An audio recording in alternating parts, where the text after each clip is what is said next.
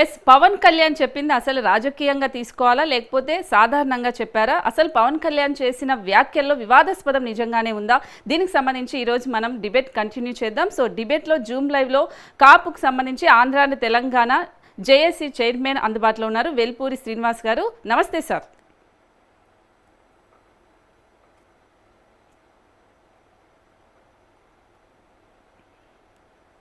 నమస్తే సార్, నా వాయిస్ వినిపిస్తుందా? నమస్తే, వినిపిస్తుంది.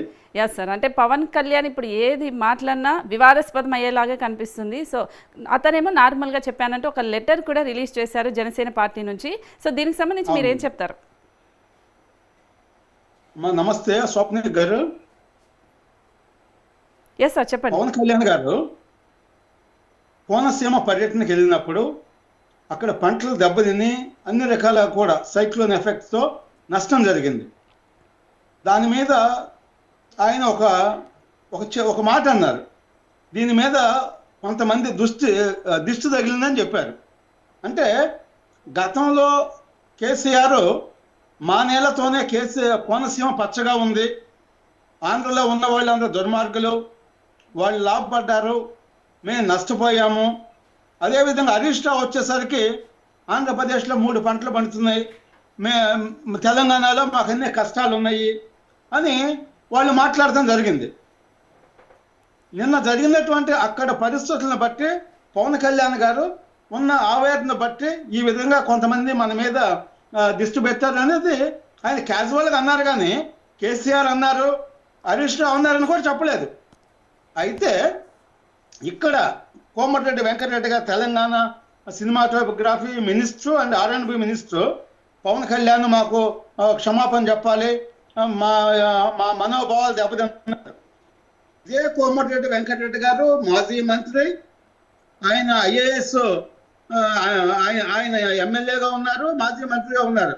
అయితే ఆయన ఎప్పుడూ కూడా కేసీఆర్ మాట్లాడిన భాష మీద కానీ ఇంకొక భాష మీద కానీ అది కరెక్ట్ కాదు, మనకి నష్టం జరిగింది, మన దాని మీద మాట్లాడుకోవాలి, మనకి అధికారం ఇస్తామని చెప్పేసి ఇది పెద్ద మనుషులు ఒప్పందం ఇవన్నీ కూడా ఉల్లంఘన చేశారు. కొంతమంది దోపిడీదారులు, కొంతమంది అంటే ఒక 10 మందో 20 మంది దోపిడీదారులు, వాళ్ళ వల్ల నష్టం జరిగిందని చెప్పవచ్చు, దాంట్లో తప్పులేదు. అయితే ఆంధ్రప్రదేశ్లో ఉన్నటువంటి 5 కోట్ల మందిని వాళ్ళందరూ దొంగలు, వాళ్ళందరూ రాక్షసులు, అక్కడ బిర్యానీ పెంట బిర్యానీ అని ఈ విధంగా అవమానిస్తూ అనేక రకాలుగా అనేక మంది మాట్లాడారు. వీళ్ళెవరూ కూడా ఆ రోజు అది కరెక్ట్ కాదని చెప్పలేదు. కానీ పవన్ కళ్యాణ్ ఎవరిని వ్యక్తిగతంగా మాట్లాడలేదు, దీని మీద దిష్టి పెట్టారు, ఆ దిష్టి ఎఫెక్ట్ కూడా ఉందని చెప్పారు. దాంట్లో అది మరి ఎంతవరకు నేరం అనేది నాకైతే అర్థం కాలేదు.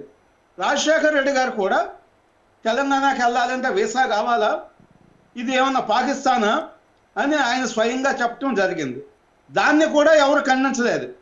మరి అదేవిధంగా మనకి కాసు బ్రహ్మానంద రెడ్డి గారు ఆయన ముఖ్యమంత్రిగా ఉన్నప్పుడు 1962 ఆ ప్రాంతంలో 360 మంది తెలంగాణ ఉద్యమకారులని పెట్టిన కాల్సినట్టుగా కాల్చేశారు. ఆయన్ని కూడా ఎవరేమంటలేదు, కేవలం పవన్ కళ్యాణ్ మాత్రమే ఆయన ఏది మాట్లాడకూడదు, ఆయన మోగ నోములో ఉండాలి అని చెప్తున్నారు. మరి ఇదేమో నాకైతే అర్థం కాలేదు. ఎస్, అంటే ఇప్పుడు కోమటిరెడ్డి కూడా చిరంజీవి వేరు, చిరంజీవికి సంబంధించి సినిమాలకు సంబంధించి ఎలాంటి అభ్యంతరం లేదు, పవన్ కళ్యాణ్ సినిమాలు అనేది ఆడేదే 1-2 రోజులు ఆడతాయి, అవి కూడా ఆడకుండా చేస్తాము, క్షమాపణ చెప్పి తీరాలి అంటున్నారు. దీనికేం చెప్తారు? అంటే ఆయన మంత్రిగా మాట్లాడుతున్నాడా లేదా ఇంకొక రాజ్యాంగ శక్తిగా, అంటే ఒక అసాంఘిక శక్తిగా మాట్లాడుతున్నాడా? మంత్రిగా ప్రమాణ స్వీకారం చేసేటప్పుడు నేను అందరినీ సమాన దృష్టితో చూసుకుంటాను, కులాలు మతాలు ప్రాంతాలు ఏముండవు అని చెప్పేసి మనం ప్రమాణ స్వీకారం చేస్తాం. ఆయన మాట్లాడిన మాటలను బట్టి దాన్ని ఉల్లంఘించినట్టు. అందువల్ల ముఖ్యమంత్రి గారు వెంటనే డిస్మిస్ చేయాలి. కోర్టులు కూడా ఇలాంటి ఇష్యూస్లో ఇమీడియట్గా సుముటోగా తీసుకుని ఇలాంటి వ్యక్తులు మంత్రివర్గంలో ఉంటే రాష్ట్రానికే కాదు దేశానికే ప్రమాదం. అందువల్ల ఇలాంటి వ్యక్తులు రాజకీయాల్లో రాకుండా ముందే ఎన్నికల కమిషను కేసులు ఉన్న వాళ్ళని, మరి ఎలాంటి చరిత్ర ఎవరికైతే ఉందో వీళ్ళందరినీ కూడా రాజకీయాల్లో రాకుండా ఎన్నికల కమిషను ముందుగానే చర్యలు తీసుకోవాలి. నేను ఎందుకంటున్నానంటే అనేక రకాల పోరాటాలతో తెలంగాణ వచ్చింది. తెలంగాణ ఎవరి కోసం వచ్చింది? దోపిడీదారుల కోసం కాదు. సామాజిక తెలంగాణ వచ్చింది. ఇవాళ మనం నల్గొండ జిల్లాలో కోమటిరెడ్డి వెంకటరెడ్డి గారు వాళ్ళు ఏ విధమైన అరాచకం చేస్తున్నారో మనం చూస్తున్నాం. ముఖ్యమంత్రి రేవంత్ రెడ్డి గారే 50 కోట్లు ఇచ్చి పిసిసి అధ్యక్షుడు పదవి కొనుక్కున్నారని చెప్పేసి వీళ్ళు ఆరోపణ చేశారు. అంటే వీళ్ళ యొక్క ఆరోపణలు కానీ అవతల వ్యక్తుల మీద, అంటే అక్కడ జిల్లా కాంగ్రెస్ అధ్యక్షుడు ఉన్నది కైలాష్ అని పద్మశాలి వరకు పట్టుకుంటా, ఆయన నా దయాదాక్షిణ్యాల మీదే డిసిసి అధ్యక్షుడిగా ఉండాలి అని ఆయన చెప్పటం అన్నీ కూడా మనం చూస్తున్నాం. అంటే వీళ్ళకి రాజ్యాంగం పట్ల కానీ ప్రజాస్వామ్యం పట్ల కానీ మరి ఇతర కులస్తుల పట్ల కానీ వీళ్ళకి ఎవరి మీద గౌరవం లేదు. మేము ఏది చెప్పినా నడుస్తుంది, మేము నియంత్రణము అనే రకంగా కోమటిరెడ్డి వెంకటరెడ్డి గారు ప్రవర్తిస్తున్నారు. అది ఏ రకంగా కరెక్ట్ కాదు. వెంటనే ఈయన కాంగ్రెస్ కి సంబంధించి తెలంగాణ ప్రజలు ఒకవేళ అభ్యంతరం చెప్పారు అంటే ఓకే, ఆంధ్రాలో ఉన్న వైసీపీ వాళ్ళు కూడా దీనికి సంబంధించి అగ్నిస్ట్ గా చెప్తున్నారు. అంటే పవన్ కళ్యాణ్ ఏదైనా మాట్లాడితే వైసీపీ మాట్లాడేయాలి అనే విధంగా ఏమైనా వస్తున్నారు. ఎందుకంటే క్షుద్ర పూజలు అన్నాడు, లేకపోతే మాంత్రికులు అన్నారు, ఇవన్నీ పేర్నినా అని చెప్పారు కదా, ఇది వ్యక్తిగతంగా వెళ్ళే అవకాశం ఉంటుంది కదా. అమ్మ నేను మాట చెప్పినా మీకు, కోమటిరెడ్డి వెంకటరెడ్డి గారు వైఎస్ రాజశేఖర రెడ్డి ముఖ్యమంత్రికి బినామీ అని ఒక పెద్ద పేరు ఉంది. అది వాస్తవం కాదా కోమటిరెడ్డి వెంకటరెడ్డి చెప్పాలి, ఏం కాదు. బినామీ అని చెప్పేసి ఒక పేరు ఉంది. ఆంధ్రప్రదేశ్ ఇక్కడ కూడా ఆంధ్రాలో కూడా రాజశేఖర రెడ్డి గారికి చాలా మంది బినామీలు ఉన్నారు. అయితే ఆయన జగన్మోహన్ రెడ్డితో రెగ్యులర్గా టచ్లో ఉంటారు, వాళ్ళ యాక్టివిటీ ఉండిద్ది. జగన్మోహన్ రెడ్డి చెప్పిన డైరెక్షన్లో రేవంత్ రెడ్డి గారిని అక్కడ ప్రభుత్వాన్ని పడగొట్టి ప్రాంతాల మధ్య చుచ్చుబెట్టి ఫైనల్గా ఆయన ముఖ్యమంత్రి అవడానికి ఇవన్నీ ప్రయత్నాలు చేస్తున్నారు. ఎందుకంటే రేవంత్ రెడ్డి గారు నిన్నగాక మొన్న వచ్చి ముఖ్యమంత్రి అయ్యాడు. ఆయన సమర్థుడు కాబట్టి రేవంత్ రెడ్డి గారు సమర్థుడు కాబట్టి ముఖ్యమంత్రి అయ్యాడు. మీకు మళ్ళీ కుట్రలు మరి అసమర్థుడు కాదు కాబట్టి ఆయన ముఖ్యమంత్రి అయ్యాడు. ఆయన ఏ విధంగా మరి ముఖ్యమంత్రి పదవి దించాలి అనేది ఎన్ని రకాలైనటువంటి ప్రయత్నాలు చేస్తున్నారో మనం చూస్తున్నాం ఈ పేపర్ స్టేట్మెంట్స్లో. కోమటిరెడ్డి రాజగోపాల్ రెడ్డి కానీ వెంకటరెడ్డి కానీ బ్రదర్స్ వీళ్ళంతా కూడా ఏ విధమైనటువంటి వైఖరి తీసుకున్నారో మనం చూస్తున్నాం. అయితే జగన్మోహన్ రెడ్డితో రహస్యంగా కుట్ర చేసి రేవంత్ రెడ్డి గారిని దించడానికి కూడా, ప్రాంతాల మధ్య చుచ్చు పెడతానికి కూడా ఇవాళ కోమటిరెడ్డి వెంకటరెడ్డి ఇలాంటి కార్యక్రమం తీసుకుంటాం వల్ల ఏమాత్రం ఇది లేదు. ఎందుకంటే టీఆర్ఎస్ అంటే బీఆర్ఎస్ పార్టీ వాళ్ళు ఎవరు మాట్లాడుతున్నారు, పవన్ కళ్యాణ్ గారు మాట్లాడిన దానికి. ఎందుకంటే కేసీఆర్ మాట్లాడు, ఆ రోజు హరీష్ మాట్లాడాడు. కానీ కోమటిరెడ్డి వెంకటరెడ్డి గారు ఒక మంత్రిగా కాదు, బీఆర్ఎస్ పార్టీ నాయకుడుగా కేసీఆర్కి మరి ఫాలోయర్గా మాట్లాడుతున్నాడు. అంటే దీంట్లో కోమటిరెడ్డి గారు మాట్లాడుతుంది వైసీపీ సంబంధించి రాజశేఖర రెడ్డి ఇలా చెప్పారు. ఓకే, వైసీపీ నాయకులు దీంట్లో మళ్ళీ ఎందుకు మాట్లాడాలంటారు?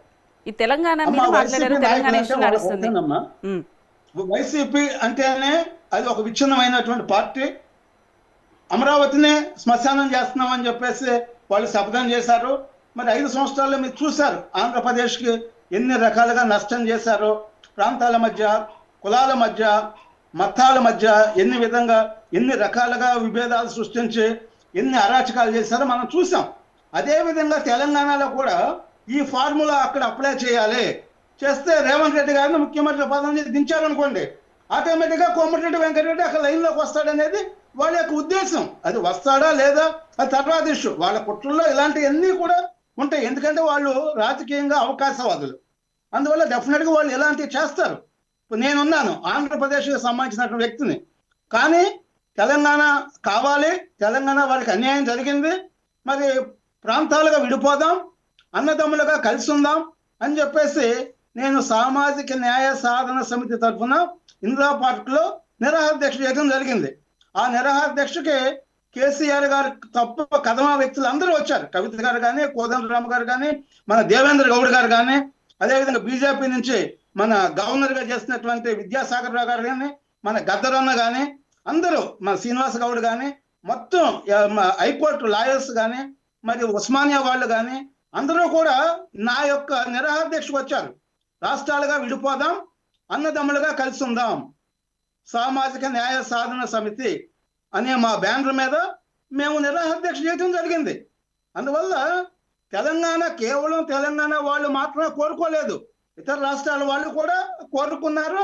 ఓకే, అది అది అది మంచి జరిగింది. దాన్ని మనం సరైన పద్ధతిలో రాజ్యాంగబద్ధంగా ప్రజాస్వామ్యబద్ధంగా నడిపించుకోవాలి. కానీ మేము ఈ రకంగా దందాలు చేస్తాం, ఎవరు ఏం మాట్లాడాలో మేమే డిసైడ్ చేస్తాం, ఎవరు షాపు తీయాలో, ఎవరు టెంపుల్ ఓపెన్ చేయాలో, ఎవరు టెంపుల్ క్లోజ్ చేయాలో మేమే చేస్తాం అనే రకంగా ఇష్టారాజ్యంగా మాట్లాడితే ఇక్కడ ఎవరిలో కూడా అసమర్థులు లేరు.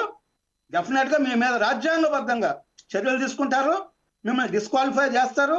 గవర్నర్ కానీ, మరి అది హైకోర్టు కానీ, రేవంత్ రెడ్డి గారు కానీ ఇలాంటి అవకాశవాద వ్యక్తుల పట్ల అప్రమత్తంగా లేకపోతే తెలంగాణ ఇంకొక 50 సంవత్సరాలు వెనక్కి వెళ్ళే ప్రమాదం ఉంది.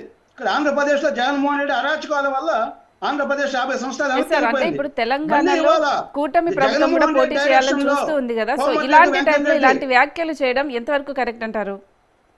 ఏమా ఇప్పుడు తెలంగాణలో కూడా కూటమి ప్రభుత్వం పోటీ చేయాలి, గెలవాలి, ఇక్కడ కూడా అధికారం రావాలి అని చూస్తూ ఉన్న ఈ తరుణంలో పవన్ కళ్యాణ్ తెలంగాణ వాళ్ళ మీద ఇలాంటి వ్యాఖ్యలు చేయడం ఏ రకంగా చూడొచ్చు, కరెక్ట్ అంటారా? అమ్మా, పవన్ కళ్యాణ్ గారు కోనసీమ మీద కొంతమంది దృష్టి పెట్టారు, ఆ దృష్టి వాళ్ళు వాళ్ళు ఎఫెక్ట్ అయింది అన్నారు.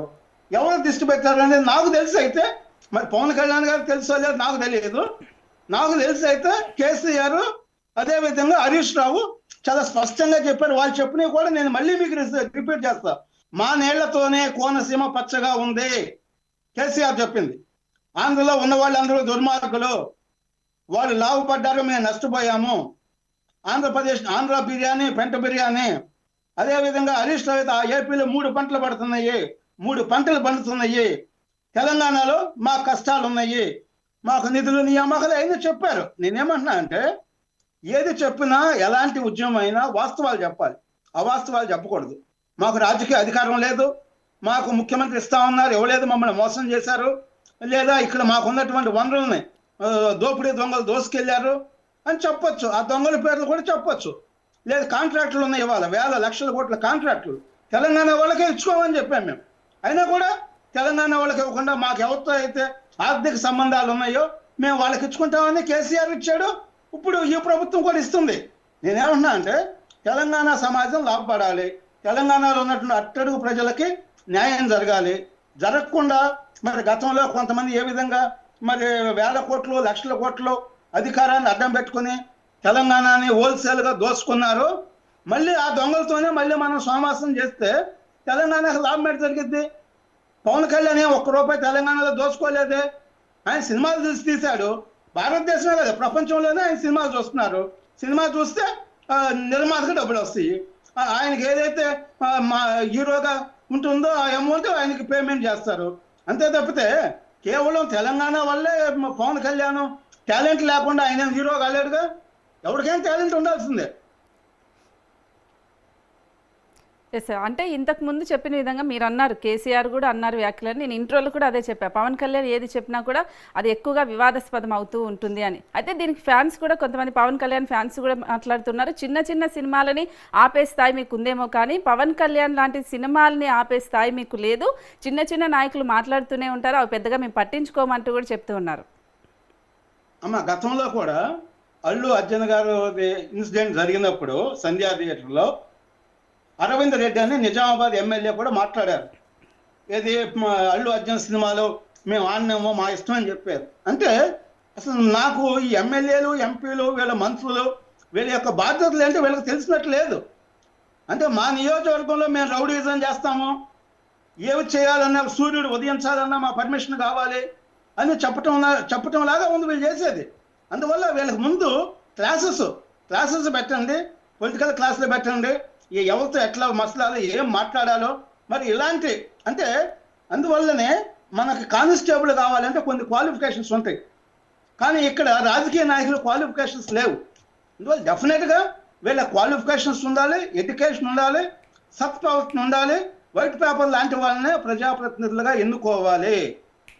ఇలాంటి వ్యక్తులను ఎన్నుకుంటే డెఫినెట్గా ఏ రాష్ట్రమైనా సరే అది నష్టపోతుంది, సర్వనాశనం అవుతుంది. ప్రజలు ముందు గమనించాలి. ఇవాళ ఆంధ్రప్రదేశ్లో జగన్మోహన్ రెడ్డి విషయంలో తప్పు చేశారు. ఇవాళ 5 సంవత్సరాలు చేసిన తప్పుకి ఇవాళ 50 సంవత్సరాలు వెనక్కిపోయింది. మళ్ళీ ఇవాళ తెలంగాణలో కూడా అలాంటి పరిస్థితి జరగకూడదు. తెలంగాణ సమాజం ఉన్నతమైన స్థానంలో రావాలంటే మంచి వాళ్ళని ఎన్నుకోవాలి. ఇలాంటి వ్యక్తులను కోమటిరెడ్డి వెంకటరెడ్డి లాంటి వాళ్ళను, లేదా అరవింద్ రెడ్డి లాంటి వాళ్ళను, లేదా జడ్చర్లో ఉన్నట్టు అనిరుద్ధ్ రెడ్డి లాంటి వాళ్ళను, ఇలాంటి వ్యక్తులను ఎన్నుకుంటే చివరికి తెలంగాణకి ఎంత నష్టం అనేది ముందు మనం చూస్తాం. మనం